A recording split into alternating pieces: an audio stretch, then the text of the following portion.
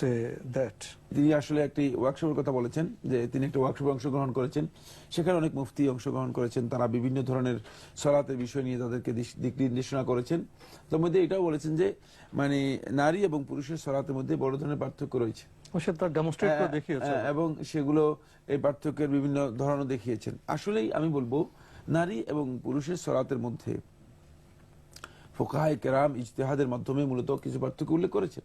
সেটি ইজতিহাদের মাধ্যমে কেউ কেউ 9টি পার্থক্য উল্লেখ করেছেন, আবার কেউ কেউ 14টি পার্থক্য উল্লেখ করেছেন। বিভিন্ন ফিকহের কিতাবের মধ্যে এই পার্থক্যগুলো পাওয়া যায়, আমরা দেখেছি। এই যে পার্থক্যগুলো করেছেন সবগুলো নির্ভর করেছে মূলত ইজতিহাদের উপর, মানে নিজস্ব ইজতিহাদ, গবেষণার উপর।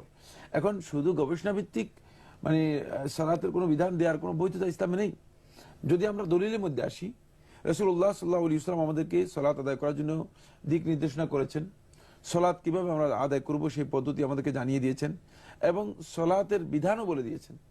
সালাতের বিধানের ব্যাপারে রাসূলুল্লাহ সাল্লাল্লাহু আলাইহি ওয়াসাল্লাম স্পষ্ট করে বলেছেন, সল্লু কামা রাআইতুমুনি উসাল্লি, তোমরা সালাত আদায় করো যেভাবে আমাকে সালাত আদায় করতে দেখেছো। এখানে রাসূলুল্লাহ সাল্লাল্লাহু আলাইহি ওয়াসাল্লাম নর এবং নারী দুইজনকেই নির্দেশ দিচ্ছেন। রাসূলুল্লাহ সাল্লাল্লাহু আলাইহি ওয়াসাল্লামকে সালাত আদায় করতে আমরা যেভাবে দেখেছি সেভাবে আমরা সালাত আদায় করব। আমরা দেখি রাসূলুল্লাহ সাল্লাল্লাহু আলাইহি ওয়াসাল্লামের সালাত যারা বর্ণনা করেছেন তার মধ্যে মহিলা সাহাবী বেশি। রাসূলুল্লাহ সাল্লাল্লাহু আলাইহি ওয়াসাল্লামের স্ত্রীরা এবং মহিলা সাহাবীরা বেশিরভাগ রাসূলুল্লাহ সাল্লাল্লাহু আলাইহি ওয়াসাল্লামের সালাত বর্ণনা করেছেন।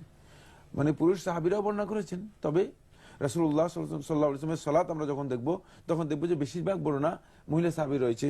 হাফসা রাদিয়াল্লাহু তাআলা আনহা, উম্মে সালামা রাদিয়াল্লাহু তাআলা আনহা, আসমা রাদিয়াল্লাহু তাআলা আনহা, আয়েশা রাদিয়াল্লাহু তাআলা আনহা, এভাবে রাসূলুল্লাহ সাল্লাল্লাহু আলাইহি ওয়াসাল্লামের সাহাবীরা, মহিলা সাহাবী যারা আছেন তারা রাসূলুল্লাহ সাল্লাল্লাহু আলাইহি ওয়াসাল্লামের সালাত বর্ণনা করেছেন। এরা যারা রাসূলুল্লাহ সাল্লাল্লাহু আলাইহি ওয়াসাল্লামের সালাত বর্ণনা করেছেন কেউ একটি হাদিসও বর্ণনা করেন নাই এই মর্মে যে রাসূলুল্লাহ সাল্লাল্লাহু আলাইহি ওয়াসাল্লাম তাদেরকে এই নির্দেশ দিয়েছেন যে তোমরা মহিলারা এভাবে সালাত আদায় করবে আর পুরুষরা এভাবে সালাত আদায় করবে। এমনকি এই সাহাবীদের বর্ণনার মাধ্যমে একটি বর্ণনাও সাব্যস্ত হয়নি যে কোনো মহিলা সাহাবী তিনি এইভাবে সালাত আদায় করতেন যেটা মানে পুরুষরা যেভাবে সালাত আদায় করে থাকে। অথবা রাসূলুল্লাহ সাল্লাল্লাহু আলাইহি ওয়াসাল্লাম পুরুষদেরকে যেভাবে সালাত আদায় করতে বলেছেন সেভাবে আদায় না করে অন্যভাবে কোনো মানে মহিলা সাহাবী সালাত আদায় করেছেন মর্মে একটি হাদিসও সাব্যস্ত হয়নি।